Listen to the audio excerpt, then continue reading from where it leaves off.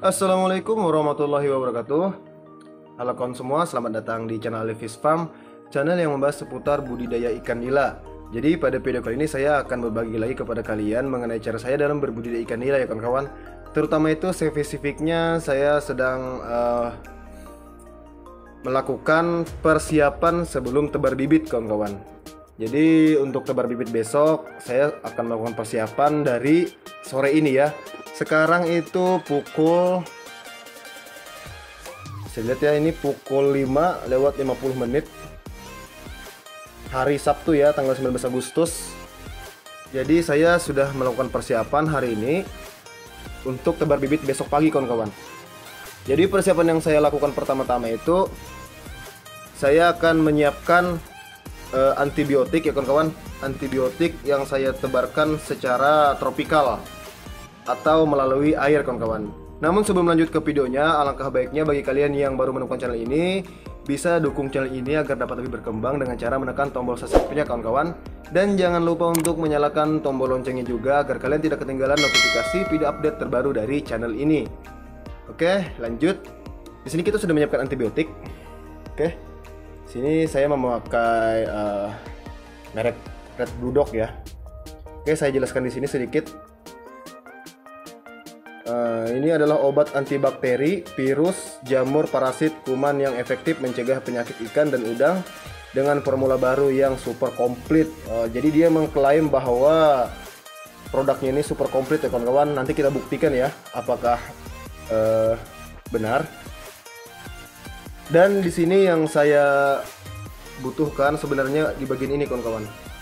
Oke, di sini ada tulisan untuk parasit kulit dan insang, kutu kulit dan insang. Oke, mengapa saya memerlukan yang bagian sini? Karena di Alif Fish Farm ini sering mengalami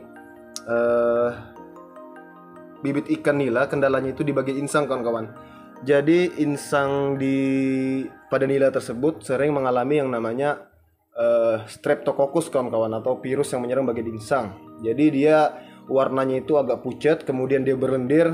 Alhasil dia akhirnya nanti busuk kawan-kawan dan dia akan mati karena tidak bisa bernapas. Selain itu saya juga menyiapkan larutan ini. Saya belinya 2 ya. Sebenarnya tidak terlalu banyak sih perlunya. Nah, ini adalah larutan PK kawan-kawan. Mungkin kalian sudah tidak asing dengan ini, cuma ini adalah versi yang, nah, bisa dibaca ya. Ini khusus untuk ikan. Jadi berbeda dengan larutan PK yang ada di apotek-apotek ya. Apabila kita menggunakannya terlalu banyak, mungkin akan berdampak negatif bagi ikan. Namun di sini kita sudah mempunyai dosis, maksudnya di ini ya, di kemasannya sudah tertera dosis. Jadi kita bakal aman. Sedangkan yang kita beli di apotek itu, larutan PK-nya kan dia tidak diperuntukkan untuk ikan, jadi dia tidak mempunyai dosis khusus untuk ikan kawan-kawan. Sedangkan di sini dia sudah ada dosisnya ya. Jadi insya Allah aman untuk bibit ikan. Nah, jadi kita akan melakukannya menebarkannya sebanyak 1 gram per ton air. Yang mana ya? Ntar. Oh, ini nomor 4 ya kawan-kawan. Untuk ikan yang baru datang, lakukan mandi ikan atau perendaman ya dengan PK yang dilarutkan sebanyak 1 gram dengan air 10 liter dan direndam paling lama 2 menit. Oh, jadi jadi bibit ikan datang itu kita rendam dulu ya kawan-kawan, kita mandikan dulu dia, kita rendam di larutan PK ini sebanyak dosisnya itu sebanyak 1 gram per 10 liter air. Jadi ini aman ya karena kita sudah ada dosis, sudah ada panduan dosisnya ya. Jadi sebelum ikan masuk kolam wajib kita bilas dulu ikannya ya kawan-kawan dengan larutan PK. Yang mana fungsinya di sini oksidator kuat untuk mengobati penyakit ikan akibat ekstoparasit dan infestasi bakteri. Oke. Selanjutnya saya akan menebarkan ini dulu kawan-kawan ya. Karena untuk larutan PK itu, untuk bubuk PK-nya akan kita gunakan besok. Dan hari ini akan kita gunakan antibiotik yang Red Blue Dog ini kawan-kawan. Jadi kolam saya ini berukuran 1,9 dikali 1,4 dengan ketinggian air yang saya setting di 30 cm ya kawan-kawan. ketinggian air 30 cm. Jadi itu total kubikasi airnya atau volumenya saya mendapatkan di 780 literan kurang lebihnya ya. Jadi tidak sampai 1 kubik. Sedangkan di sini dia dosisnya 5 mili. Oke. Di sini dia dosisnya 5 mili per meter kubik kawan-kawan. Bisa dilihat ya. Nah, campurkan 5 mili Red Blue Dog dengan air 1 meter kubik atau 1000 liter. Jadi anggapannya ini saya anggap 1000 liter ya kawan-kawan, nanggung 700 liter lebih.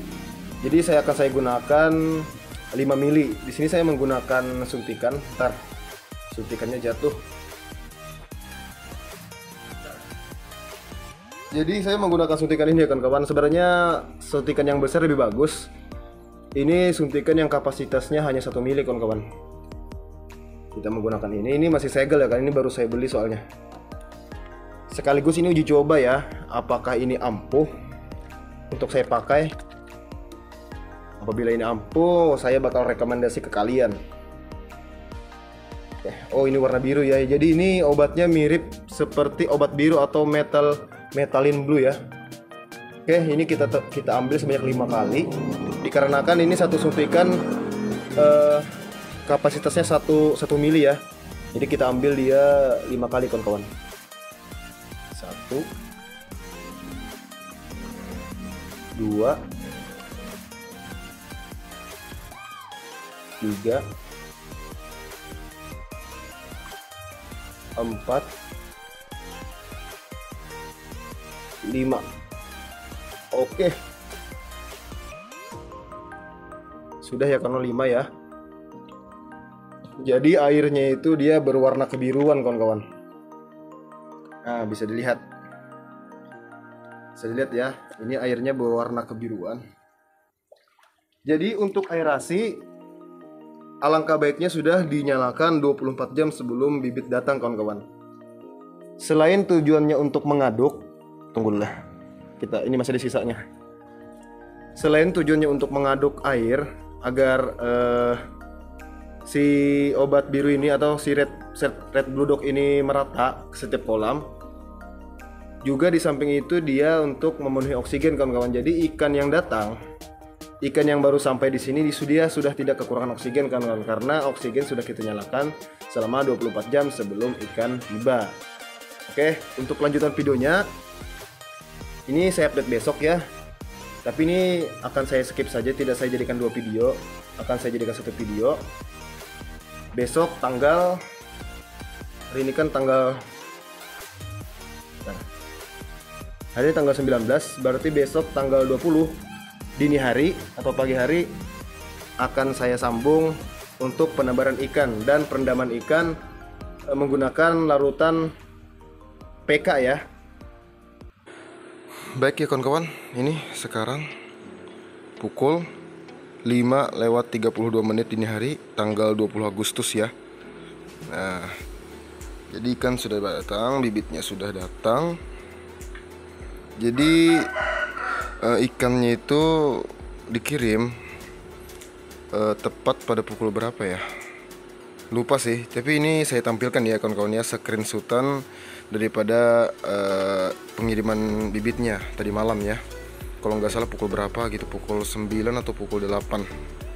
Oke, jadi sekarang pukul 5:30, jadi bisa kalian hitung ya, dia di perjalanan itu berapa jam. Itulah yang menyebabkan di sini terkendala soal bibit kawan-kawan. Oleh karena itu saya memijahkannya sendiri di sini. Namun saat ini indukan saya tidak kawin-kawin ya, jadi dia tidak kawin, jadi saya kekurangan stok bibit, alhasil saya harus membelinya kawan-kawan. Untuk panen tidak putus maksudnya, makanya saya membelinya kawan-kawan. Oke, selanjutnya ini akan saya rendam menggunakan larutan PK setelah selesai aklimasi. Ini baru berapa menit ya, kira-kira baru 2-3 menitan ini saya rendam. Maksudnya saya aklimatisasi ini baru sekitar 2-3 menitan. Dan saya akan melakukannya selama kurang lebih 15 menit ya kawan-kawan. Oke, ini videonya saya skip dulu. Baik kawan-kawan, jadi di sini kita sudah menyiapkan, bisa dilihat kamera. Nah, ini air saya siapkan sebanyak 20 liter di dalam box styrofoam ya. Dan juga saya menyediakan waring. Jadi air tadi sudah saya takar menggunakan ini ya kawan-kawan. Kebetulan ini dia 1 liter ya, 1 liter. Jadi saya gunakan di sini sebanyak 20 kali kawan-kawan. Dan juga tentunya saya sudah menyiapkan ini ya, larutan PK sesuai di awal video yang saya jelaskan. Jadi yang pertama-tama itu ini larutan PK kita ambil saja. Berarti dikarenakan dia 1 gram per 10 liter air, berarti di sini saya menggunakannya sebanyak 2 gram kawan-kawan. Jadi 2 gram itu saya tidak mengerti timbangan, alhamdulillah saya sudah bisa mengira-ngira kawan-kawan. Jadi 2 gram itu dia sekitar segini kawan-kawan. Ini dari 2 gram ya. Nah, jadi tapi alangkah baiknya bagi kalian yang mempunyai timbangan digital untuk gram itu bisa. Tapi kalau saya sendiri, saya menakarnya seperti ini kawan-kawan. Ini adalah 2 gram menurut saya ya. Oke, ini langsung saja kita campurkan. Oke, dia warnanya ungu ya kawan-kawan. Jadi sesuai prosedur di sini, SOP-nya itu dia maksimal di 2 menit ya. Nih, paling lama 2 menit. Nah, jadi kita nanti jangan lebih dari 2 menit. Jadi nanti akan saya buat timer pada saat perendaman ikan. Kemudian selanjutnya ikan kita rendam tidak sekaligus ya kawan-kawan, tapi kita per kantong. Baik kawan-kawan ya, di sini sudah saya keluarkan, sudah selesai saya aklimatisasi. Kemudian saya gunakan ini ya, bak sortir. Kemudian ini waringnya saya letakkan di sini kawan-kawan. Jadi saya tidak memasukkan air daripada kantong plastiknya ya kawan-kawan. Jadi saya buang dulu airnya, baru saya rendam ikannya di sini kawan-kawan. Oke, ini kita buka dulu.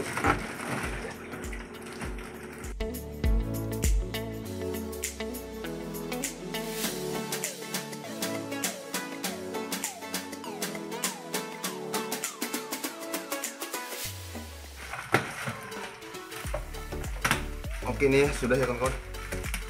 Sudah.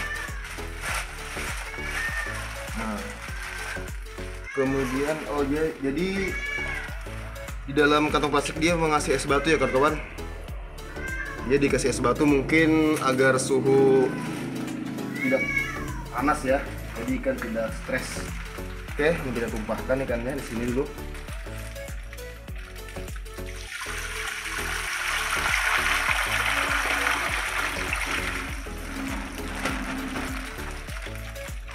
Jadi langsung saja kita rendam kawan-kawan. Nah,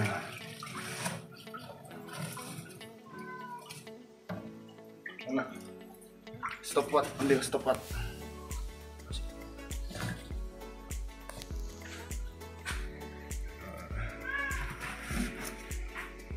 Jadi ini sudah sekitar berapa nih?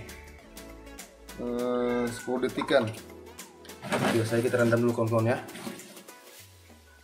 Oke, kita timer dia biar dia akurat.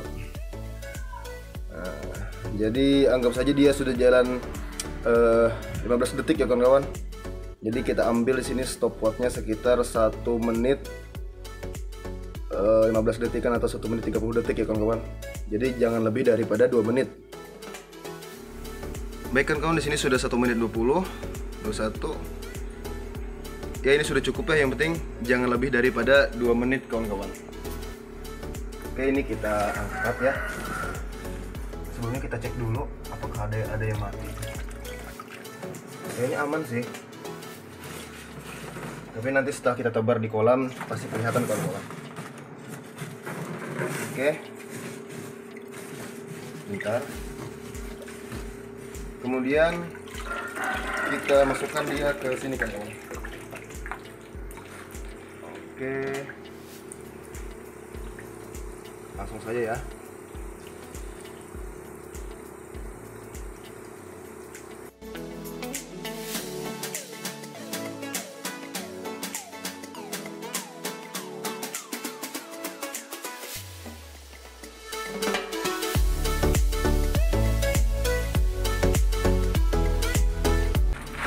Ini juga ada kantong es batunya kawan-kawan.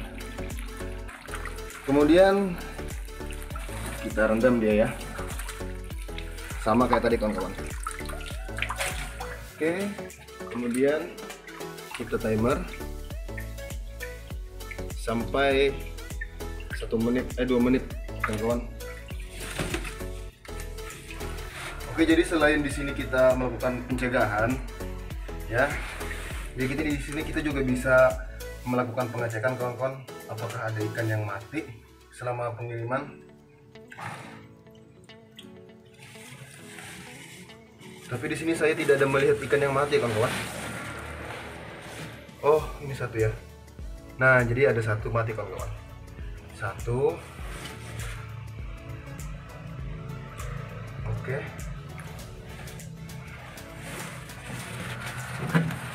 Gini-gini kan ya kawan-kawan ya.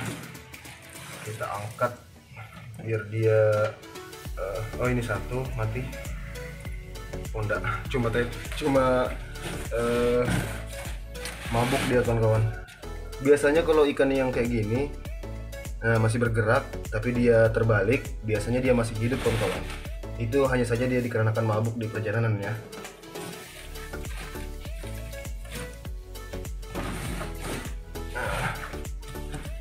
Jadi ini ikan per kantongnya saya isi sebanyak 400 ekor kawan-kawan. Jadi pengalaman sebelumnya saya menggunakan jumlah 500 ekor per kantong, alhasil ikannya pada ini kawan-kawan pada banyak yang mati. Jadi saya kurangi dia menjadi 400 ekor per kantong kawan-kawan. Oke, ini waktu sudah menunjukkan 1 menit 30 detik lebih ya. Penting jangan lebih dari 2 menit. Oke, ini sudah selesai ya. Kita bilas ikannya.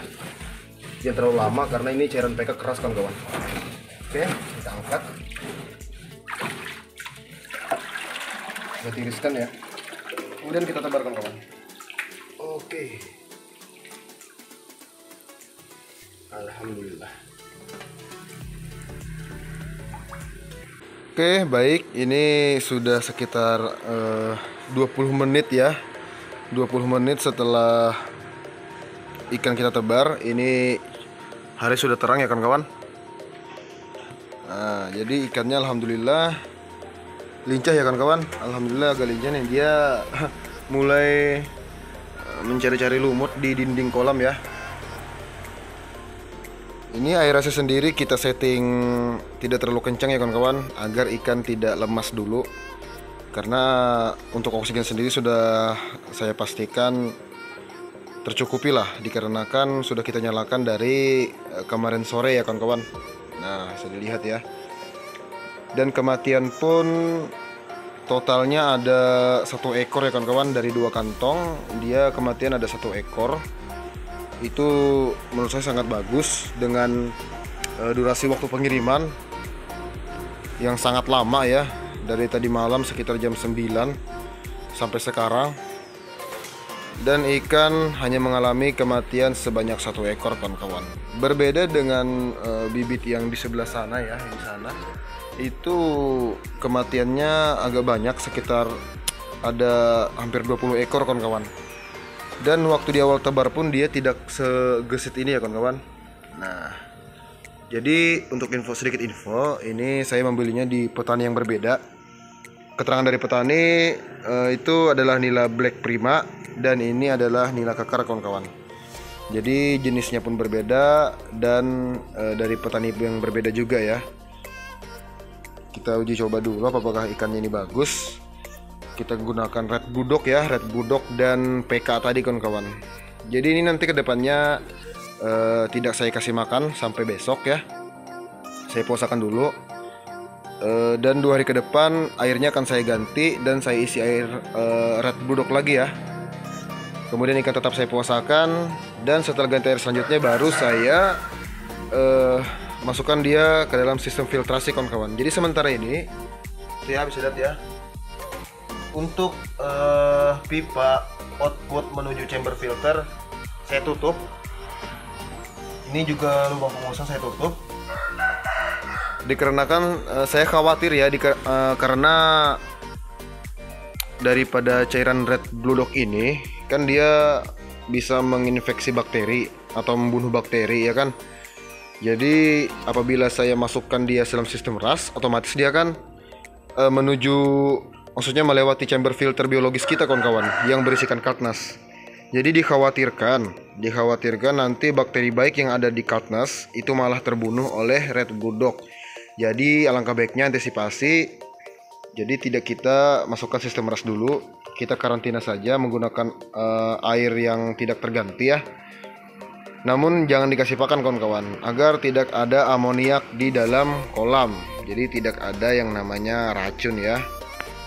Sampai ikannya benar-benar sehat, tidak ada kematian ya, minimal itu 4 hari lah atau 5 hari terakhir tanpa kematian itu bisa dijamin atau dikatakan ikan sudah sehat, kawan-kawan, dan siap untuk dilakukan pembesaran. Oke, sekian dulu video dari saya. Salah hilapnya saya mohon maaf. Apabila ada yang ingin di request tentang video selanjutnya seputar budidaya ikan nila, bisa kalian komen di kolom komentar ya, kawan-kawan. Oke, sekian dulu. Assalamualaikum warahmatullahi wabarakatuh. See you. Bye bye.